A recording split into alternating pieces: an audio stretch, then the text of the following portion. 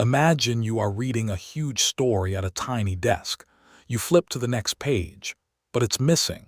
It is still down in the basement library. Your whole reading freezes for a heartbeat. Why does your computer do this exact same thing millions of times every day? Right after that missing page, meet the two rooms. Your desk is memory or RAM, tiny but lightning fast, holding only a few pages at once. The basement is the disk, enormous and slow, but it keeps everything. The computer works on the desk, not the basement. So how does the tiny desk hold anything useful? The computer chops every program into equal little chunks called pages, like tearing a book into single sheets. Each page gets a number. The desk holds a handful of pages. The rest wait patiently down in the basement. With pages everywhere, the computer needs a map. This map is the page table. For every page, it notes just one thing, on the desk or still in the basement. When a program wants a page, the computer checks this map first, every single time. Now watch a lucky moment. The program asks for page 7. The map lights up green. It is right there on the desk. The computer grabs it instantly and keeps working. No waiting, no basement trip at all. This smooth, happy case is called a hit. But remember our missing page. This time the program asks for page 12, and the map turns red, not on the desk. That gap is a page fault. The program cannot continue on its own, so it taps the operating system on the shoulder and asks for help. So who answers that tap? The operating system, and you can picture it as a calm librarian. It gently pauses your program mid-sentence, remembers exactly where it stopped, and takes charge. Your program simply waits while the grown-up quietly handles the missing page. Now the real errand begins. The librarian hurries down to the basement, finds page 12 on the slow disk, and carries it up toward the desk.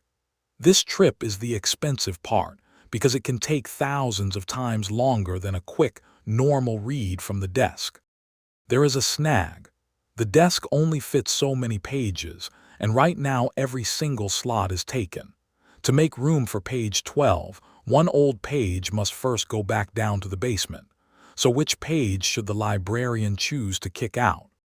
The librarian picks a victim, usually the page nobody has touched in the longest time. If that page was scribbled on, it is saved back to the basement first so no work is lost. Then its slot is cleared, ready for the fresh page we actually need. Now the fetched page slides neatly into the empty slot. The librarian updates the map so it finally reads on the desk in bright green. The desk is complete again, and the exact page the program was reaching for is right where it belongs, ready to use. With the page in place, the librarian wakes your program exactly where it dozed off, same sentence, same word. The program never even knew it paused. It simply reads page 12 and keeps going, as if that missing page had been sitting there all along. A handful of page faults are completely normal. That is just how programs load at first. But if the desk is far too small, the librarian runs up and down nonstop, fetching and evicting the very same pages. Everything crawls. That painful spiral is called thrashing. So here is the payoff. A bigger desk, meaning more RAM, keeps more pages close by, so there are far fewer trips to the slow basement. That is why adding memory can make a sluggish computer feel snappy again, and why closing extra apps frees up precious desk space. So remember the whole trip.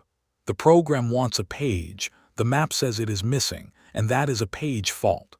The operating system pauses the program, fetches the page from disk, makes room, updates the map, and resumes it.